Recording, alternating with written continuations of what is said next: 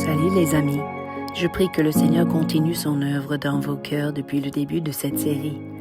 Comme je dis souvent, notre cible est de développer un cœur d'adorateur. Je trouve que l'une des équilibres les plus difficiles à trouver dans le cœur est d'avoir la foi avec l'humilité. Comment posséder la confiance et la certitude de l'intervention de Dieu tout en gardant un cœur humble devant son trône de majesté?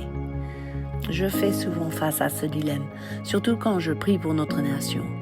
Et oui, nous avons besoin d'intercéder pour elle, car ses décisions s'opposent directement au Seigneur, par ses lois iniques, sa banalisation du péché, sa politique antichrist et antisémite. Nous pourrons à la fois supplier Dieu pour sa miséricorde et sa grâce, et simultanément nous tenir fermes avec assurance sur ses promesses pour notre pays. Par exemple, je sais que l'histoire prouve que les grands empires qui s'opposaient à Dieu ont chuté.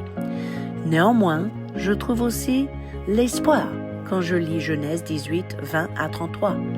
Car l'Éternel était d'accord de ne pas détruire Sodome et Gomorrhe si jamais il trouvait dit juste. Abraham a fait preuve d'humilité dans son approche.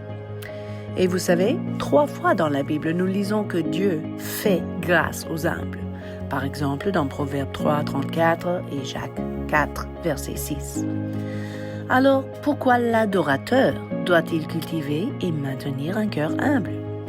Non seulement pour recevoir et expérimenter la grâce de Dieu, mais aussi pour honorer et magnifier le Seigneur. L'idée n'est pas de focaliser sur soi-même, mais sur notre roi et lui seul. Je peux chanter un chant qui exprime mon désir pour plus de Dieu, ma soif pour sa présence, etc. Mais cela n'est pas forcément une adoration. Pourquoi? Parce que l'emphase est sur moi, mon désir, ma soif, l'état de mon âme. Ce n'est pas l'humilité. Je dirais même le fait de dire « je suis émerveillé devant le Seigneur » est une pensée incomplète si je ne rajoute pas « pourquoi ?» si je ne commence pas à décrire ses attributs. Mon être et mes besoins pâlissent à la lumière de sa gloire.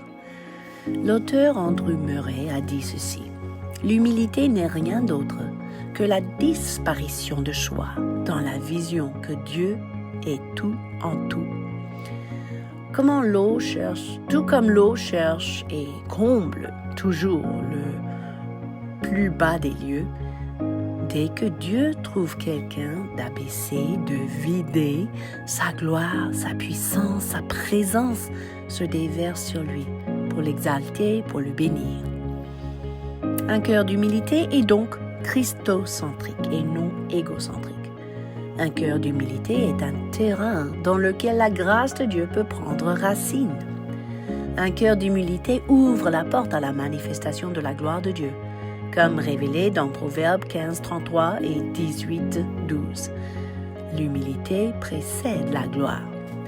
Puis nous lisons dans Proverbes 22, 4, « Le fruit de l'humilité et de la crainte de l'Éternel, c'est la richesse, la gloire et la vie. » 2 fois dans le Nouveau Testament, Dieu instruit son peuple à se revêtir d'humilité, dans Colossiens 3, 12 et 1 Pierre 5, 5. Ce n'est pas comme mettre un déguisement. Non, à vrai dire, c'est une manière de dire « revêtez-vous de Christ ».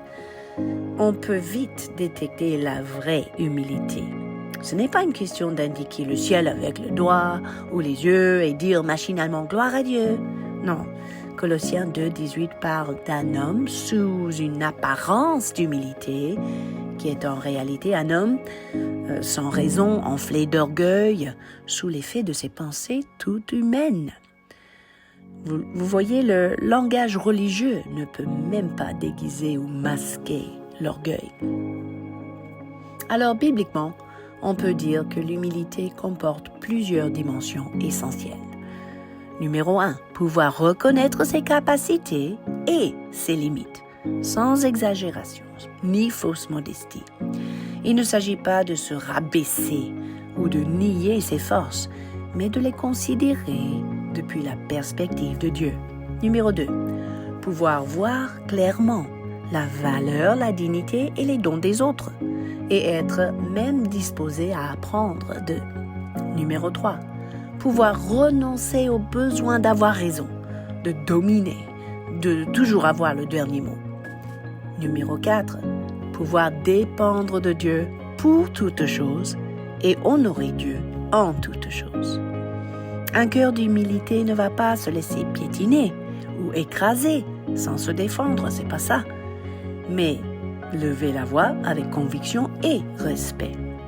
Un cœur d'humilité peut accepter des félicitations et des éloges sans arrogance, peut recevoir la correction sans ressentiment, sans devoir se justifier, et peut accepter la promotion ou la responsabilité sans importance excessive de soi. Un cœur d'humilité est prêt à se mettre à genoux devant le Seigneur à tout moment. Et mes amis, c'est souvent là, à genoux, que l'on peut vivre des rencontres puissantes avec notre Dieu et recevoir des révélations inoubliables de sa gloire. Pour cultiver un cœur d'adorateur, poursuivez toujours un cœur d'humilité d'abord et vous ne serez pas déçus. À la semaine prochaine.